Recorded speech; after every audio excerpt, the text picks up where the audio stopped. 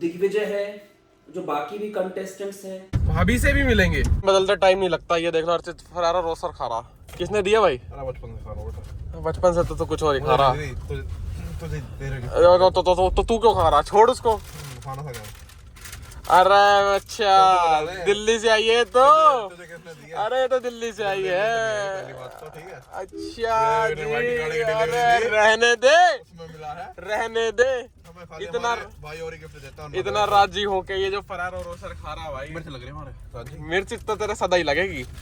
ठीक है भाई, कुछ भी कहो, जो इंडियन स्ट्रीट फूड है ना, स्ट्रीट फूड ही है भाई। वो तो है ही। पर भाई मैं बता दूं, ये चॉकलेट कहीं और से आई है और एक बहुत ही तगड़ी चीज भी आने वाली है। ये कहीं और भी जा रहा है, अभी बताऊंगा थोड़े दिनों में व्लॉग मिल जाएगा आपको। अभी हम कहाँ जा रहे हैं पहले वो बता। आज हम जा रहे हैं भाई का। आज हम जा रहे हैं भाई रजत भाई के घर। हम कभी गए नहीं, पहली बार। आंटी से भी मिलेंगे, भैया से भी मिलेंगे, भाभी से भी मिलेंगे। तो आप लोगों को भी मजा आने वाला है। भाई गुड़गांव से चले थे टाइम से, पर आते आते 2 घंटे लग गए ऑलमोस्ट। और फाइनली अब मैं आपको मिलाने वाला हूँ आंटी से। आंटी पहले तो आप मतलब नमस्ते आपको। नमस्ते बेटा।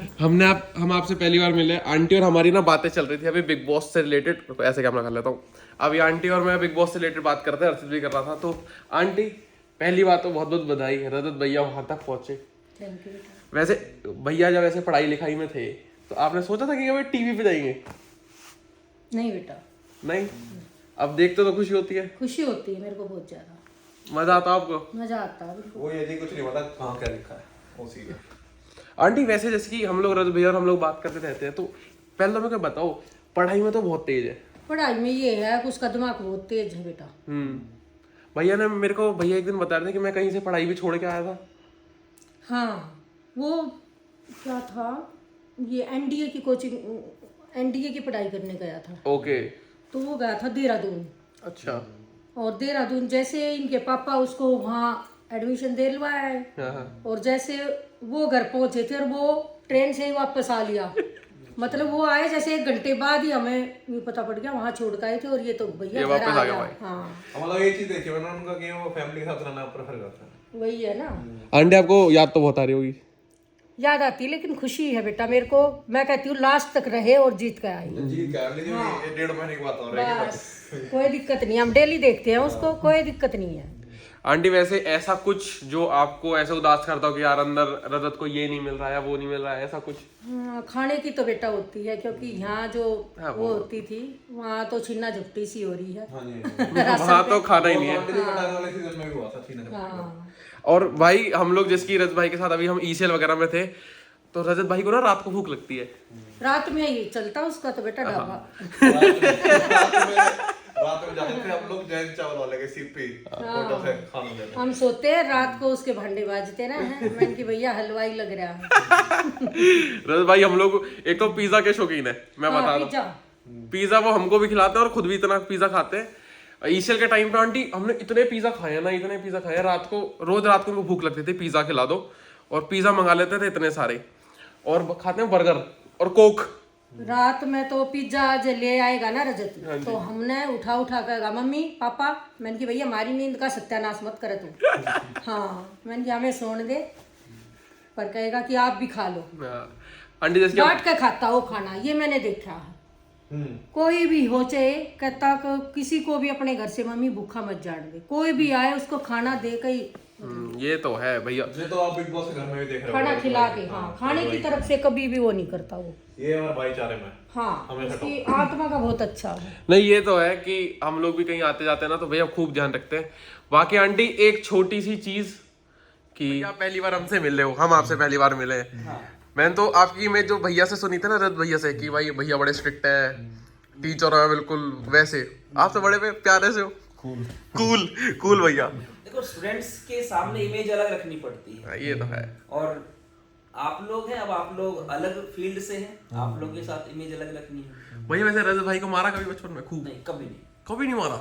हमारे बीच गैप इतना ज्यादा है, मैं उस पर हाथ उठा ही नहीं सकता था। वो पॉसिबल नहीं था कि मैं उस पर हाथ उठा दूं। गुस्सा तो आता होगा? कभी कभी आता था, जब वो थोड़ा 10th 11th में आया ना, तब उसकी कुछ एक चीजें जो थी ना, उस पर कभी कभी गुस्सा आता था। पर माइंड में ये चीज थी कि कभी स्टूडेंट्स पे हाथ नहीं उठाया, तो उस पर भी कभी हाथ उठा ही नहीं। हाथ उठना ऐसा होता है ना, एक बार जब शुरू होता है फिर वो इंसान ना सिर्फ स्टूडेंट्स तक, वो घर पे भी किसी को मारना, रास्ते में आते जाते भी मारना, वो चीजें आ जाती है। तो उस चीज को मैंने कोशिश की कि होल्ड पे रखूं उन चीजों को। अच्छा एक चीज भैया बताओ, जैसे मैंने रजत भाई को मुझसे सुनाई है, पढ़ाई में कैसे थे रजत भाई? अरे मैं कहूँगा कि वो स्टूडेंट्स होते हैं ना जो मैं कहूँगा कि बहुत कम टाइम में पढ़ के काफी अच्छा स्कोर कर लेने वाला, मतलब और सिर्फ पढ़ाई तक सीमित नहीं रहने वाला, दूसरी एक्टिविटीज में भी ध्यान देने वाला। वो तो मतलब इन्होंने बिग बॉस में देखा भी था आप लोगों ने, तो वो कैलकुलेशन करी थी इन्होंने। मैं तो वो कह रहा हूँ, तो एक चीज है, हम लोग तो साथ रहते हैं, पता है भाई कितनी तेज माइंड चलता है उनका, ये तो नंबर्स में। आप बताओ बाकी भाभी, आप बताओ कि कैसे है वो? इतना जैसे अभी शार्प माइंड पे बात हुई, तो जैसे मेरी नई नई मैरिज हुई थी उस टाइम पे ना, रजत अपनी प्रिपरेशन कर रहा था, 12th पास की थी उसने। तो पापा ने मेरे को बोला कि ले अब इसकी जिम्मेदारी ना तेरी है, इसको मैथ्स करवाना है अच्छे से। अब मेरे को ये कि एक तो नए नए जब आप आते हो फैमिली में, अपने आप को एडजस्ट करना, और फिर वो ना रिस्पेक्ट बहुत ज़्यादा करता था, मतलब करता है नो डाउट, बट है ना उस टाइम पे जैसे वो बैठता, मैं बोलती मैं कर रजत ये वाला आपको करना है चैप्टर, और मैं उसको जैसे 1-2 न्यूमेरिकल करवाती, मेरे को लगता है नॉर्मल स्टूडेंट्स जैसे करते हैं वैसे ये करके लाएगा। तो एक एग्जाम्पल मैं देती थी प्रैक्टिकली, वो 10 एग्जाम्पल तैयार करके लाता था। ओके। तो मेरे को ये लगता है यार इतना मतलब कैसे, तो वो है ना ब्लड में है, क्योंकि पापा भी मैथ्स में बहुत शार्प हैं, और ये भी बहुत कैलकुलेटिव है, और फिर मैं भी मैथ्स से हूँ। हमने सोचा तो ये था कि ये केमिस्ट्री में मैथ्स और फिजिक्स आ जाएगा हमारे साथ। सिस्टर इन लोग अभी सेम एमसीए, तो वो मैथ्स वाला बैकग्राउंड रहा है, तो सारा मतलब है वो मैथमेटिक्स की जो है ना वास्तव में लाइफ नहीं, बाकी सब्जेक्ट बहुत इंपॉर्टेंस रखते हैं इंसान की लाइफ में, पर मैथमेटिक्स ऐसा है कि वो आपके आईक्यू को बहुत तेज करता है। जैसे मैं एक छोटा सा आपको एग्जांपल देता हूँ, अगर आपने कभी नोटिस किया हो, डेली लाइफ में आप नोटिस करना इस चीज को, बहुत हाई आईक्यू पे जो इंसान होगा ना, और बहुत तेजी से सोच रहा होगा, बहुत तेजी से, मतलब सिर्फ पढ़ाई नहीं, कुछ 4-5 चीज दिमाग में लेके चल रहा होगा, उसकी जो आईज होती है वो हमेशा ऐसे ऐसे ऐसे ऐसे मूव करती है, कभी भी आप नोटिस करना इस चीज को। और जो नॉर्मल इंसान होगा ना, और जो नॉर्मल आईक्यू होगा, वो आंखें स्थिर होती है, वो जहां देख रही होती है। जैसे मान लो मैं आपसे बात कर रहा हूँ, तो मेरा आईक्यू नॉर्मल है, मैं आपको ही फोकस करूंगा, लेकिन अगर मेरा माइंड बहुत शार्प, बहुत तेज चल रहा हो, मैं आगे की काफी प्लानिंग भी कर रहा हूँ, तो मेरी आंखें ना एक जगह पर रुकेंगी नहीं,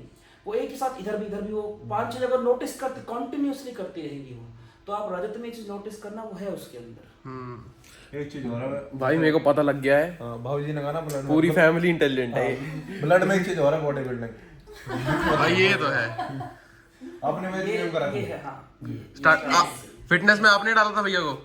मैं कहूँगा कि जैसे उसने फैमिली में देखा कि भाई हाँ, उसने मुझे देखा, मैं शायद 6th क्लास से मैंने स्टार्ट किया था। अरे हाँ 6th क्लास से कौन करता जिम? 6 ये हुआ ऐसे था कि मैंने नए स्कूल में एडमिशन लिया, स्कूल चेंज किया 5th और 6th में, तो वहाँ एक लड़का था जो क्लास में मॉनिटर बन गया, और जब हम काफी छोटे होते हैं ना, बहुत ज्यादा मॉरल वैल्यूज होती है, तो एक लड़का था, उसका रंग थोड़ा सा डार्क था, तो जो मॉनिटर था उसने उसके रंग पे लेके कुछ कमेंट बोल दिया, तो मैंने उसको बोला भैया आपको ऐसे नहीं बोलना चाहिए। उसने कहा मैं बताता हूँ, मैंने कि यार ये कोई मतलब नहीं, और ठीक है मैं चुप हो गया, पर मेरे माइंड में एक बात बैठ गई कि मुझे इसको रगड़ना, और मैं जाट हूँ। तो मैंने फिर जो एक लकड़ी ली, उसमें 4-4 ईंटें यहाँ पे बांधी, उसको जैसे बैट होता है ना, बैट पे वो जाता है एक प्लास्टिक का धागा होता है, उससे उसे कवर किया, और वहां पे एक्सरसाइज करनी स्टार्ट की। घर में भी किसी को नहीं पता, सुबह उठ गए 3-3:30 बजे के आसपास, सुबह मतलब जल्दी उठने की आदत थी, पढ़ाई सुबह ही होती थी, तो उठ के अपने चुपचाप वहां पे करके, और 4 बजे तक मैं नीचे पहुंच जाता था पापा के सामने कि हाँ भाई मैं पढ़ रहा हूँ, तो वो चीज माइंड में थी। तो पूरा 6 चली गई, 7th के फाइनल एग्जाम थे, तब फिर मैं और वो जो थे वो लड़का, हमारा फिर फेस ऑफ हुआ। अगले दिन से फिर वो मेरा आज मेरे बेटे का राज खुल गया, मुझे पता नहीं था क्यों कर रहा है। तो उसके हालांकि ऐसा नहीं कि मैंने उस पे हाथ उठाया था, नॉर्मली ये था मैंने उसकी दही तोड़ी थी। लड़ाई जो स्टार्ट होती है नॉर्मली ऐसे हाथ पकड़ के लड़ना स्टार्ट करते हैं, तो उसने ऐसे किया, और पता लग गया उसे, उसने फिर वो धक्का देने की कोशिश की, उसके पैर वैसे स्लिप हो गए, नीचे गिर गया। उसके बाद उसने बोला ठीक है बाद देखता हूँ, वो उस टाइम में चला गया। फिर अगले दिन से आके उसने मुझसे दोस्ती कर ली कि यार ठीक है जो हुआ सो, और आज तक हम लोग दोस्त हैं। तो मेरी स्टार्टिंग तो कुछ इस तरह से हुई थी। आंटी ये थी स्टोरी। और तब से लेके और आज तक वो चीज लगातार लगातार, हालांकि इंजरी होती रहती है, चीज चलती रहती है, हमेशा फॉर्म एक जैसी नहीं रहती। तो रजत ने भी अभी जिम करते हो? हाँ भाई साहब अंदर ही रखा हुआ सारा सामान, दिखाऊंगा आपको। अरे घर में जिम है। मेरी लड़ाई होती है लिटरली इस बात पे, क्योंकि दोनों भाई नीचे जिम, मैं और मम्मी धम। मेरी मम्मी क्या हुआ जैसे इन गवर्नमेंट जॉब है तो उसमें इनका बार बार कभी कहीं जाना होता है, कभी कहीं जाना होता है, तो हम लोग कहीं जाते हैं तो अलग से स्पेस ले आता है जिम के लिए कि पहले जाते हैं और भाई देखो हमारे पास इतना सारा सामान, हाँ रेंट पे अवेलेबल, मैं कहा नहीं हमारे साथ एक चीज और चलती है जब वो पता चलेगी तब आपके रिएक्शंस कैसे होंगे। बट फिर जिम में आप दूसरों के साथ करते, प्रॉब्लम क्या होती है, सब अपना अपना सेट रैप्स माइंड में लेके चलते हैं।